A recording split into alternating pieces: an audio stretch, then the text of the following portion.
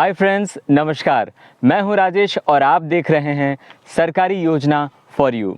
दोस्तों, last video में मैंने आपको बताया था कि अगली वीडियो में मैं आपको एक एक योजनाओं के बारे में विस्तार से बताऊंगा।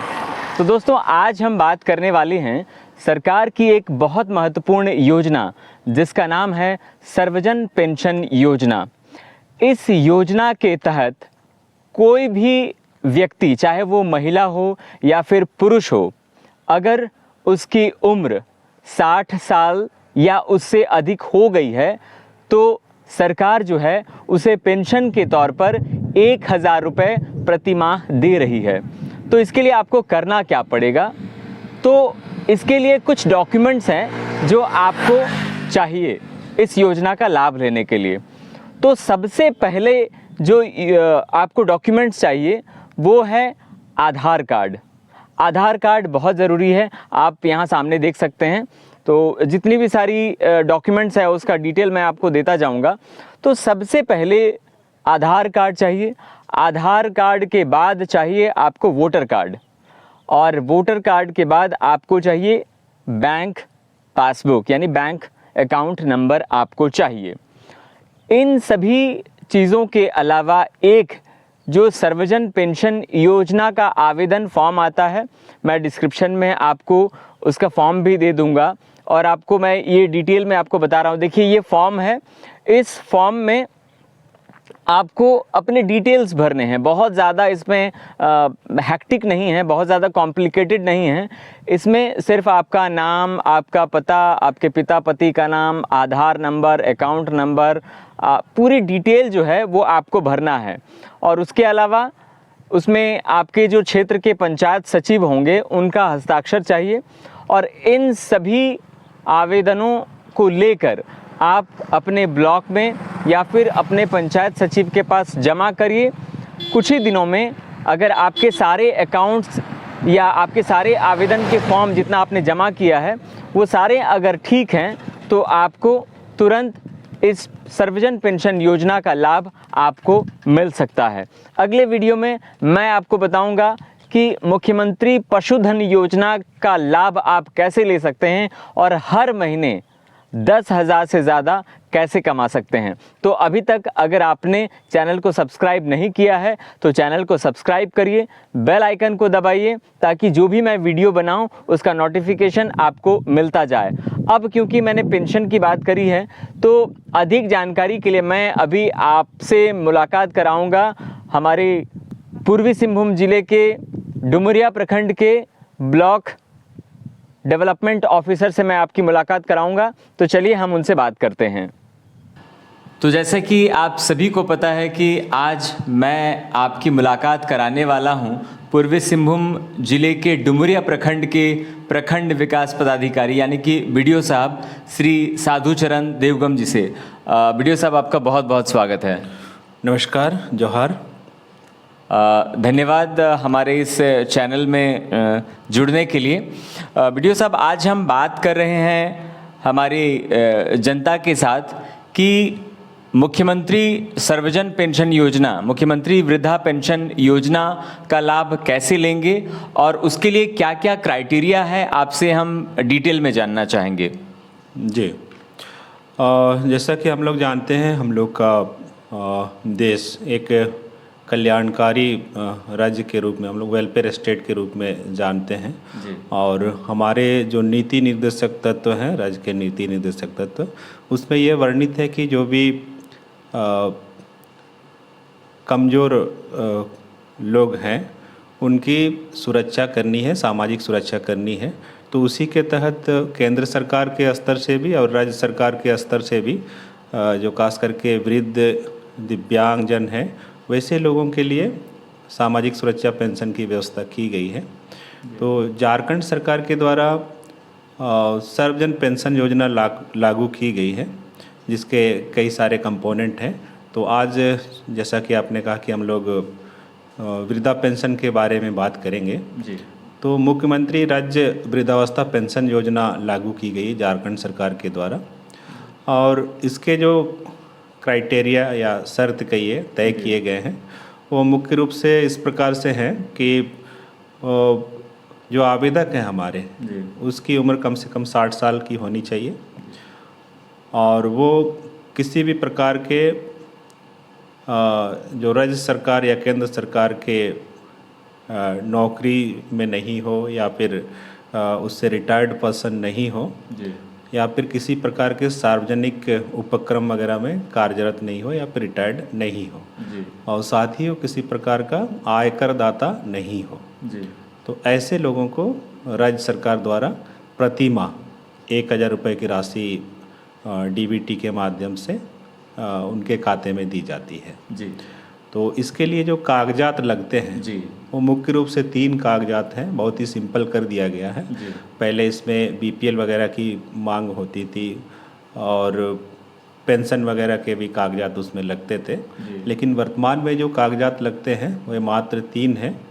एक आवेदक का आधार कार्ड, दूसरा उनका वोटर कार्ड, तीसरा उनका पासबुक। जी ये 3 कागजात और एक सिंपल फॉर्मेट रहता है, झारखंड सरकार के द्वारा डिजाइन किया गया एक फॉर्म है, उस फॉर्म को भरना होता है जिसमें आपको अपने व्यक्तिगत विवरणी जो पर्सनल डिटेल्स हैं वो उसमें भरने होते हैं, जैसे आवेदक का नाम, उनके पिता पति का नाम, ग्राम पंचायत, आधार कार्ड संख्या, वोटर कार्ड संख्या, बैंक खाता, इन सब चीज़ों के बारे में उनको भरना होता है और नीचे अपना हस्ताक्षर करना होता है। जी और साथ में हमारे जो क्षेत्रीय कर्मी हैं, जैसे हमारे पंचायत सचिव हो गए, उसके अलावा हमारे जो पंचायत राज प्रतिनिधि हैं जी वो एक जांच पदाधिकारी के रूप में नामित हैं, साथ में हमारे ग्राम प्रधान जी भी उसमें अनुशंसा करते हैं। जी तो उनकी अनुशंसा के पश्चात हमारे पंचायत सचिव के हस्ताक्षर के बाद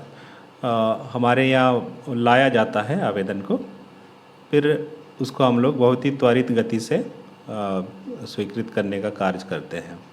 तो हमारे जितने भी श्रोता हैं या दर्शक हैं, अगर इस चर्चा परिचर्चा को सुन रहे हैं तो उन लोगों से अनुरोध होगा कि अगर अब तक आपके क्षेत्र में कोई इस तरह का लाभुक है जो सारी अर्हता रखने के बावजूद सर्वजन पेंशन योजना के लाभ से वंचित है, तो कृपया उनका फॉर्म भरवाया जाए। और हमारे कर्मी वैसे तो ग्राम स्तर पे भी जा कर के ले रहे हैं, लेकिन फिर भी अगर किसी ऐसे लाभुक तक हम लोग नहीं पहुंच पाए हों तो आप सबसे अनुरोध होगा कि उनका फॉर्म भरवा करके हमारे पंचायत के माध्यम से या फिर सीधे प्रखंड स्तर पे भी आवेदन जमा किया जा सकता है। और हम लोग लगातार कैंपों के माध्यम से भी आवेदन इकट्ठा करने का काम कर रहे हैं जी। और कई सारे हमारे एनजीओज भी इसमें हमारे सहयोग में हैं। तो जो भी लोग छूट गए हैं उनसे अनुरोध होगा कि कृपया हमें इस सेवा का अवसर दें। बीडीओ साहब, मेरा एक सवाल है। सवाल ये है कि बहुत लोग ऐसा होता है, क्योंकि जब भी हम क्षेत्र जाते हैं और ऐसा देखने को मिलता है कि लोग कहते हैं कि मैंने दिया था और अभी तक मिला नहीं, तो कितना समय लगता है? इसमें अगर जैसे कि मैंने कहा कि एक फॉर्म सिंपल लगता है, उसमें हमारे जो क्षेत्रीय कर्मी हैं उनके हस्ताक्षर होते हैं, उनका अनुशंसा होता है। उसके बाद अगर सारे कागजात उसमें मौजूद हैं, जैसे आधार कार्ड, वोटर कार्ड, पासबुक, तो सेम डे हम लोग उसको स्वीकृत करते हैं और सेम डे उसको ऑनलाइन भी हम लोग करते हैं जी। और इसी मंथ से उनका या फिर अगले मंथ से उनका जो पेंशन का पेमेंट है वो चालू हो जाता है। जी, बहुत ही सिंपल प्रक्रिया है। जी जी बिल्कुल। जो भी खास करके क्योंकि मैं झारखंड के परिप्रेक्ष्य में ये वीडियो बना रहा हूँ और अभी मैं हूँ पूर्वी सिंहभूम जिले के डुमरिया प्रखंड में, तो जो लोग डुमरिया के हैं अगर वो लोग देख रहे होंगे तो पेंशन को लेकर मैंने जो फील्ड विज़िट किया और देखा, डुमरिया में पेंशन को लेकर बहुत ज़्यादा टेंशन नहीं है। लोगों को बहुत आसानी से पेंशन जो है, सभी तरह के पेंशन मिल रहा है। अगली वीडियो में मैं अलग अलग जितनी सारी सामाजिक सुरक्षा योजना के अंतर्गत पेंशन स्कीम दी जा रही हैं, चाहे वो विधवा पेंशन हो, चाहे वो निराश्रित महिला पेंशन हो, या फिर दिव्यांग के लिए पेंशन हो, सारी पेंशन के बारे में मैं एक बार फिर से अलग वीडियो बनाऊंगा, क्योंकि आज हम केवल और केवल वृद्धा पेंशन की बात कर रहे हैं।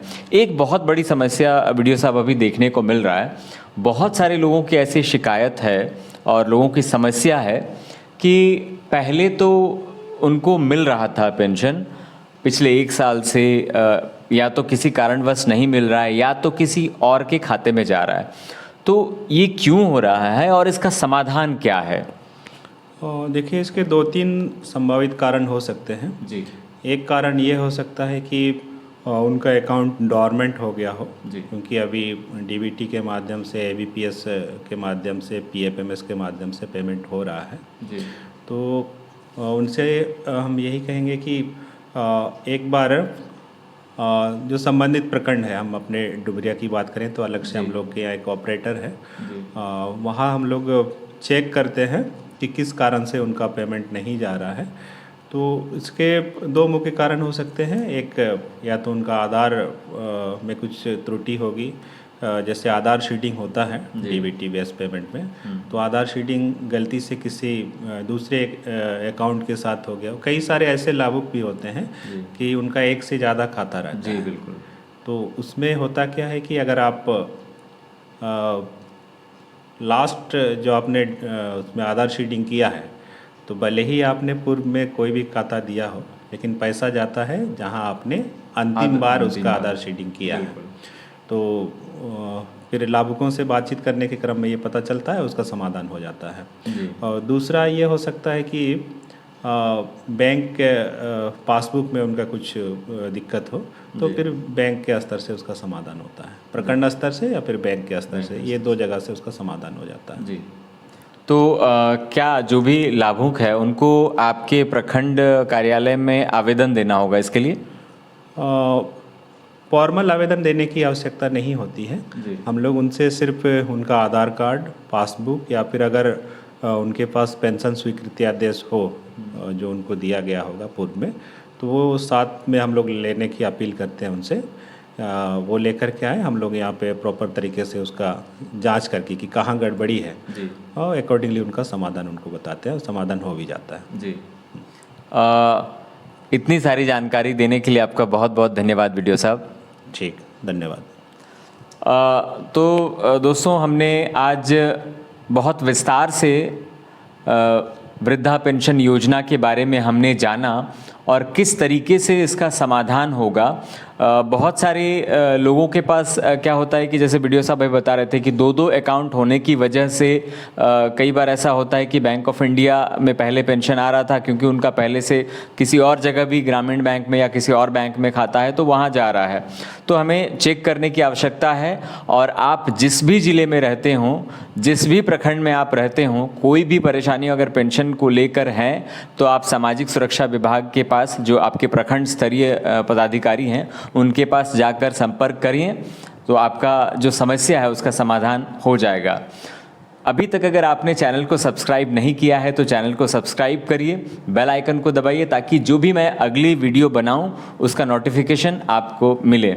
एक बार वीडियो साहब आपको भी जोहार और आप सभी को भी जोहार।